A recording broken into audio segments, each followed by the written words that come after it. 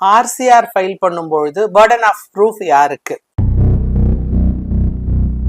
First வந்து initial Burton of proof அப்படின்னு சொல்லி ஒன்று இருக்கு. இனிஷியல் பர்டன் ஆஃப் ப்ரூஃப் வந்து மனுதாரருக்கு தான். எதிர்மனுதாரர் வந்து தேவையற்ற நியாயமற்ற காரணங்களுக்காக பிரிஞ்சு போயிருக்காரு அப்படிங்கிறத நீதிமன்றத்திற்கு சந்தேகத்துக்கு இடமின்றி நிரூபிக்கணும். அப்பதான் அந்த ஆர்சிஆர் மனுவே செல்லுபடியாகும். ரெண்டாவது, அந்த பர்டன் வந்து ஷிஃப்ட் ஆகும். யாருக்கு? ரெஸ்பாண்டன்ட்டுக்கு. எப்போ?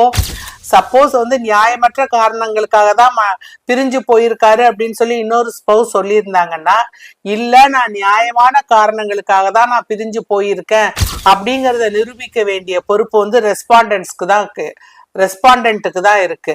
ஸோ ரெண்டாவது பர்டன் ஆஃப் ப்ரூஃப் வந்து ரெஸ்பாண்டன்ட்டுக்கு ஷிஃப்ட் ஆயிடும். ஒரு உதாரணம் அப்படின்னு சொன்னீங்கன்னா, க்ரூயல்டி, அடல்ட்ரி அந்த மாதிரி காரணங்களுக்காக தான் நான் பிரிஞ்சு போனேன் அப்படிங்கிறத வந்து ரெஸ்பாண்டன்ட் நிரூபிச்சிட்டாங்கன்னா பர்டன் ஆஃப் ப்ரூஃப் வந்து நிரூபிக்கணும்னா பர்டன் ஆஃப் ப்ரூஃப் வந்து ரெஸ்பாண்டன்ட்டுக்கு தான் இருக்கு.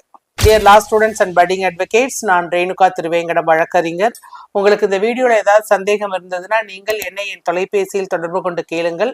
உங்கள் சந்தேகங்களுக்கு நான் பதில் சொல்கிறேன்.